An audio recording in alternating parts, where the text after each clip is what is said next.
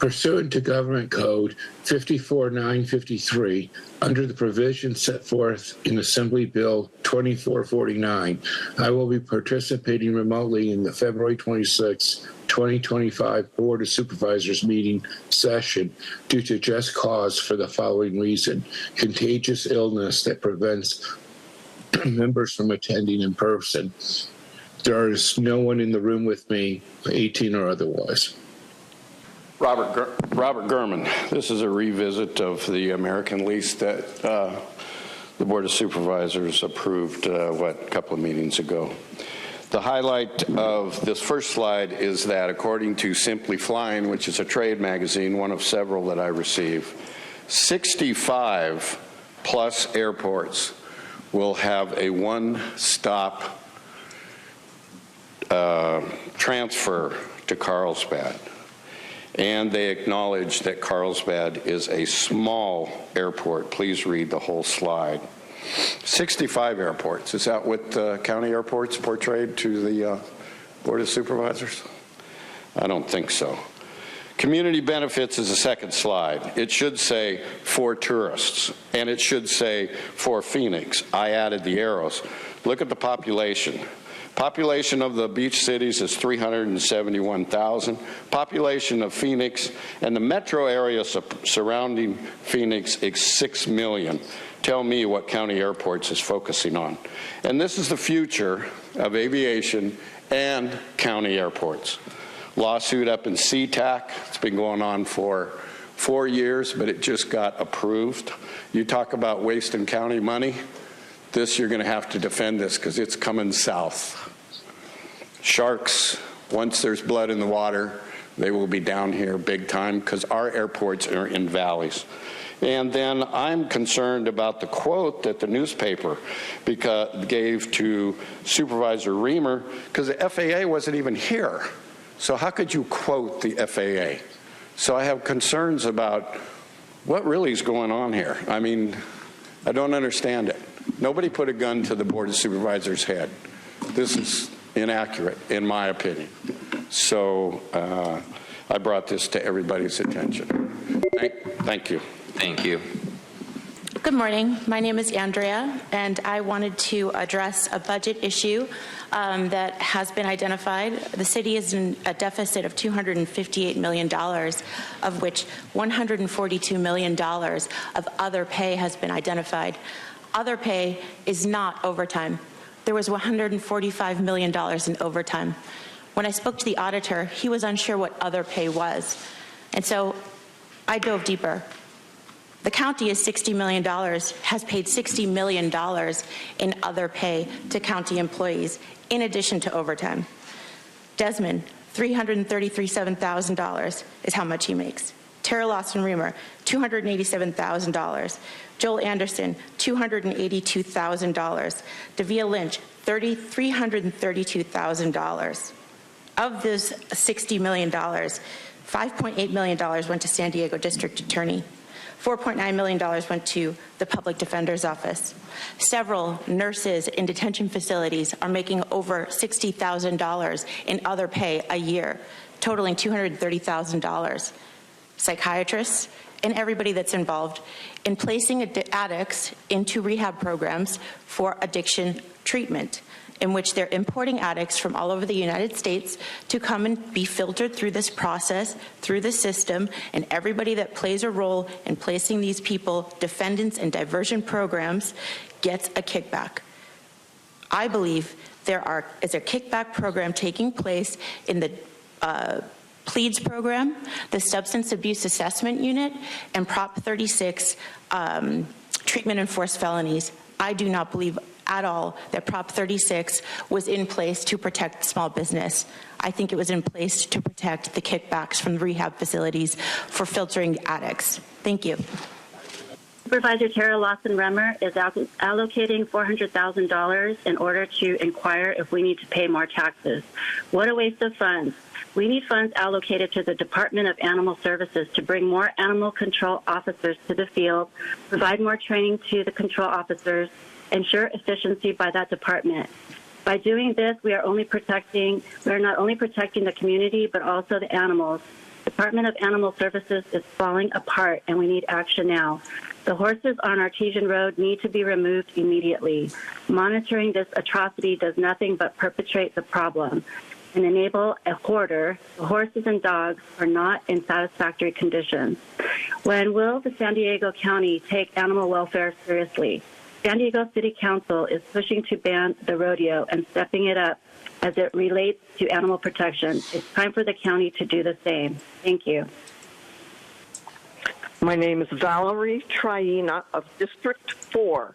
My running complaint is about the lack of resolution to a variety of animal cruelty situations due to the major problems within the Department of Animal Services. I have paid my taxes in good faith. Your end of the contract is that I get something in return for my payment. That something is a Department of Animal Services that is staffed to capacity with competent employees, a department that has equine veterinary specialists who can carry out with alacrity examinations of horses reported by the public to be starving and standing in their own feces, eating moldy hay, and suffering from the lack of protective housing. This is such a simple ask. I'm urging you to fulfill the basic requirements of a department that can alleviate the suffering of sentient beings. Your constituents demanded that the Department of Animal Services exist to directly deal with felonious behavior of humans toward non-humans. Instead, we have a dysfunctional government body that reports to you. Make it work. A truth regarding the February 11th meeting. We have teenagers that may have access to nuclear codes. We have a felon in office right now. We can't have it both ways. Can't have it both ways. I just don't think we have time for this. I just don't think we have time for it. There's too many loose words flying around here, really, since I've been here and before. The felon. Were you talking about Tara? That's Tara, right? Monica, your loose words each lean towards full-blown nut job, but that had a nice ending that I actually agreed with when it comes to compassion for those we disagree with. But Monica, if you really believe in compassion, why in the past didn't you tell your old friend Sean to lay off his hateful rhetoric towards myself and others? And Claudia claimed that people can't comment on the theme of an agenda item. But then Tara later said you could say anything you want about an agenda item. These contradictory messages are amazingly hypocritical. But I'm concerned that Claudia is going to later be thrown under Tara's bus, just like what happened to Nora. Then clapping became a problem for Tara about 1 hour and 41 minutes into the meeting. But before that, there was zero issue with clapping. What changed? And yesterday, Joel, do you know the difference between being sick and being disgustingly absent? How about physically sick and mentally sick? I mean, if you approve of best fire facilities in the backcountry, you've got to be sick. I'm convinced you coughed on purpose during my item 12 comment.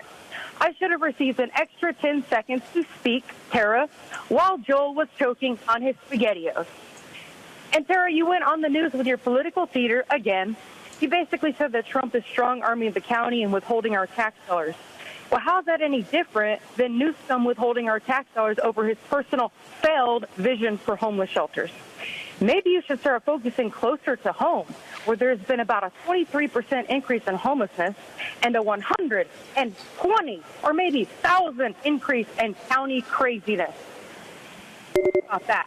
Thank you. Your time is up. We'll go. My name is Andrea. Thank you for having me. I am just commenting on the transparency of this project and what is taking place, as I have deep concerns about the transparency and honesty of what's taking place in the county and city. As such, an FPPC complaint has been filed against Summer Steffen, Nathan Fletcher, Nancy Haley, who is treasurer for Todd Gloria, and Haley & Co., and C. April Bowling. The committees that have been reported: Deputy Sheriff's Association, San Diego County PAC, San Diego County Gun Owners PAC, Steffen for District Attorney, all years, Nathan Fletcher for several things for all years. San Diego strong in support of Nathan Fletcher. $2 million of identical financial transactions were found in the PACs of Nathan Fletcher and Summer Steffen. Of that, $1.7 million, both campaigns, both led by two treasurers who are involved in 20 years of FPPC complaints and violations for every single scandal in San Diego, including Bob Filner, and every person that's ever been outed. And Madam Vice Chair, this has TMC Direct, nothing to do. Oh, it does. It does have to do the transparency. Jim, sorry, Supervisor Desmond, please. I will defer to council, but I think that the comment seems relevant to the items, but I will defer to council. $1.7 million. Can you please pause your time? Right. My understanding when she started her comments was that she was framing it in a way that was relevant. Whether she goes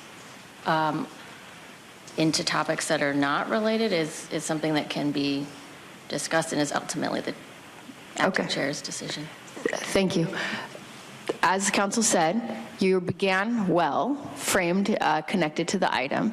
So please continue to stay connected to the item so we don't have concerns raised about the topicalness of your comments. Thank you. Okay. All right. So the reason I'm so concerned is because I work with a lot of developers and builders in construction, land use, and I think it's really important that there's a level of transparency and a group of people that we can trust to approve these projects. We're trying to house residents in San Diego and not create a homeless population by getting kickbacks for the addicts we're pulling into the city and then filtering our money through these campaigns, which, by the way, $24 billion is missing, and yet we have $200 million in other pay, which is not pension, which is not overtime, which is not benefits, and that's concerning. Thank you.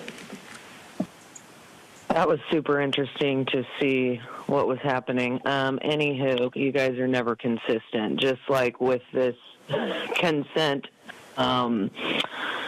agenda. You are constantly moving the tack back and forth from discussion to consent to discussion to consent. It's like, which one is it?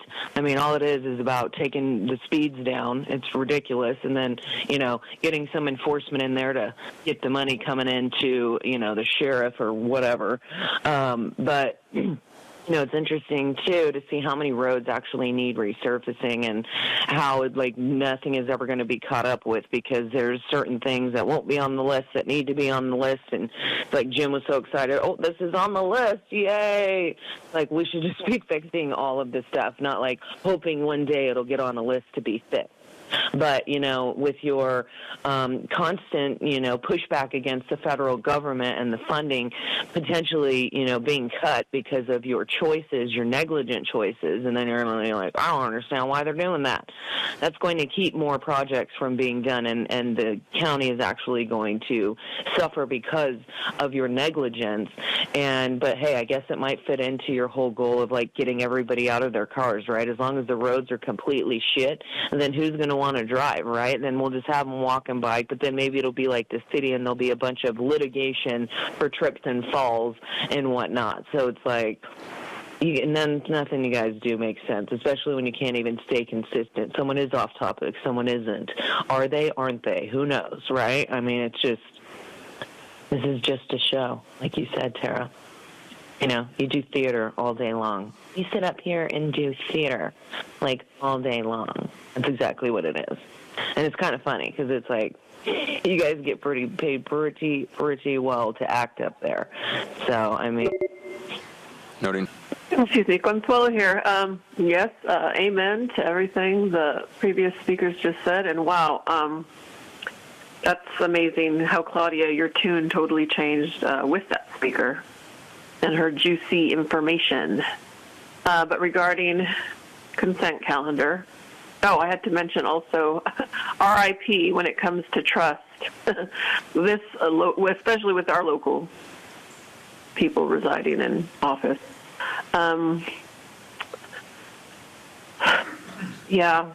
Everything is essentially going to crumble, and we're watching it happen in real time. So with that being said, wake up, look up UN Agenda 21 if you can. If you are watching, please do yourself a favor, spread the word, because it is here, the one world government, and this is why everything is so corrupt, and it's in plain sight for the people who care. We already know, but it's so in your face. And they don't care because their time is limited, and they too know that they are going to be disposed of after they've been used to fulfill what it is that has to be fulfilled. I'm done. Thank you. And with that, Vice Chair Lawson-Remer, that concludes public comment on items on the consent calendar. Hi, again. My name is Patrick Malloy. I live in Valley Center. I live right off of that road corridor plan that you've been hearing about. I live near the south part of that plan. I'm a big proponent of these roundabouts, and in fact, in phase 3, when there were 4 introduced, I thought that was a better idea. I understand that this board has the ability to supersede other decisions or to take on its own recommendation, doing more than just one roundabout, and to go and to pave the way for, pun intended, to pave the way for more roundabouts. I think that would be a good idea. They work in conjunction with our law enforcement, who's doing the best they can with the resources that they have. But the traffic roundabouts help to calm traffic, keep it flowing, and they do work with evacuations quite well, as been noted in your Citygate report. Also, they help bring on new business. I think I'm running out of time here, so I'll say thank you very much, and please vote for all 4 roundabouts. Thank you. Hi, I'm Steve Hutchison. The Valley Center Road Corridor Concept Plan has been years in the making. The county's Planning and Development Services Department, in conjunction with Valley Center Community Planning Group, has conducted numerous community planning sessions and meetings that have captured the concerns and ideas of the public for improved safety of vehicles, cyclists, and pedestrians through the Valley Center commercial districts. A key concern is the current excessive speeds of vehicles along the corridor. The concept plan addresses this issue with a number of features such as raised center medians, as you've heard, curb extensions at intersections, segregated bicycle lanes, additional traffic light controlled intersections, and a roundabout. There is significant evidence that all of these features will contribute to moderating the speeds within the corridor. The single roundabout in the plan will be an example of how these features can not only moderate excessive speeds safely, but also keep traffic moving continuously. I ask the board to approve the concept plan and to move the plan forward, and please authorize a preliminary engineering report. Thank you, sir.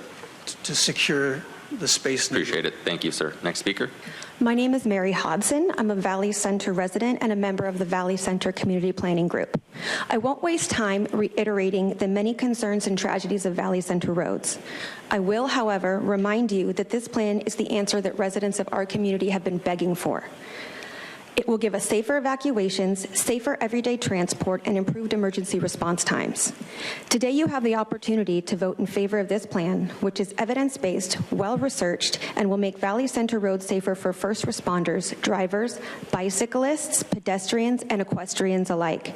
This includes voting to reinstate the additional roundabouts at Woods Valley and Colgrade roads, which are arguably where it's needed the most.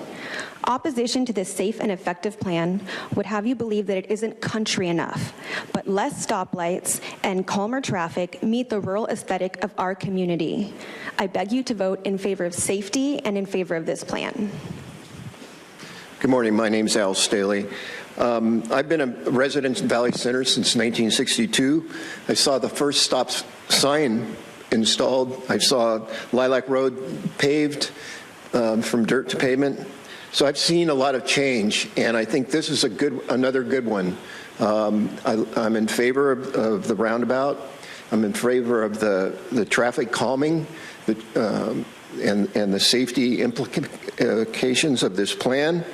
I urge you to add back the roundabouts that were removed, but the least thing you can do is approve this plan, and I came to speak in favor of it, and thank you. Hello, my name is Pamela Willett. Thank you, board members, for hearing me today. I worked for the County Assessor's Office for 20 years in the appeals section, then as an appraiser. The concern I'm representing today is about Valley Center's horrific car accident problem we've had for years. In 2010, my son was a junior in high school. I did not send him to Valley Center High School because I did not want him driving the unsafe roads in Valley Center. So I requested an out-of-district transfer to go to another district school. I attended meetings in Valley Center to address my concerns over the years, but my voice was not heard by the Valley Center Board. My suggestions were those of the same from the studies recommended by the county, which were to install 4 roundabouts. Roundabouts are considered safer and more efficient at managing traffic flow, reducing the number of collisions, especially head-on collisions. In 2023, I interviewed the City of Vista Fire Station 3, who drive through roundabouts daily, and they reported maneuvering through the 3 roundabouts on Santa Fe Road, even with a large ladder fire trucks. They have no problems. Thank you, ma'am. Good morning, everybody. Gabe Sanchez. I'm going to have to flat out say it. I agree with Dory's assessment. I've been a longtime resident of Valley Center, 26 years, and in that time, I've seen the city grow from very small to quite large. That being stated, I've lived through 2 fire evacuations, 2002, 2007. The roads were overwhelmed, to put it mildly. We have 800 new homes in Valley Center with an additional 650 proposed north of Miller. Miller Road is a highway that we see speeds in excess of 70 miles an hour. Roundabouts, while effective in low volume, lower speed traffic areas, are not designed for semi-trucks, high volume, high speed. I realize what the idea is to, slow the traffic down, but it is not an effective way to do it on that stretch of road right there. Thank you. Morning, Tom Stinson, longtime Valley Center resident and a new member of the planning group, but I'm speaking here as a private citizen. I have some questions about the bike path. It's in terms of major destination or employment center, it seems to be a bike path that goes from nowhere to nowhere. If you know Valley Center, you know that any way into Valley Center, you're going up a very, very long, miles long, very steep grade. So I don't see people using this bike path as a means to get out of their cars. I don't see them using it recreationally as going 2 miles from Cold Grade to Woods Valley and back and forth on your bike. I don't know. It doesn't seem like a whole lot of fun to me. I just don't see the need for it. It's going to narrow the traffic lanes. It's going to cost money, and I think it'll be used by a minute % of the population. Thank you.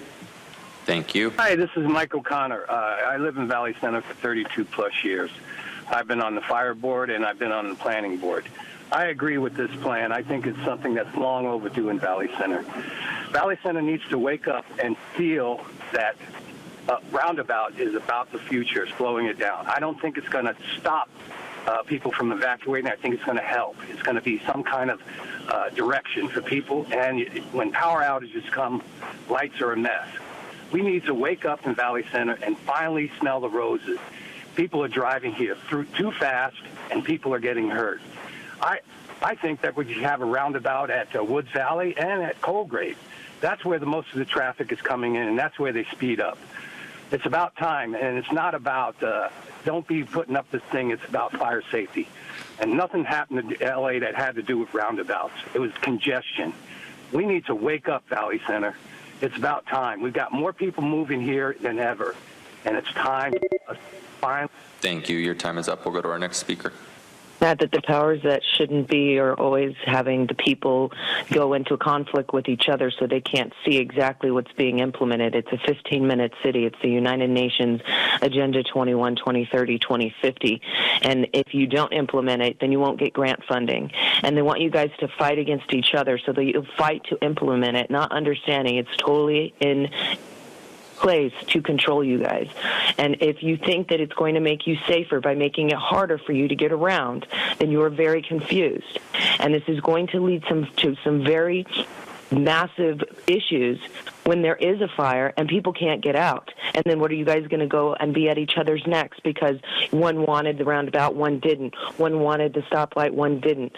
It's very sad to see that nobody understands what's truly going on, and they shouldn't be using money to try and incentivize the implementation of such dangerous policies that are literally set out to make sure that you can't get anywhere.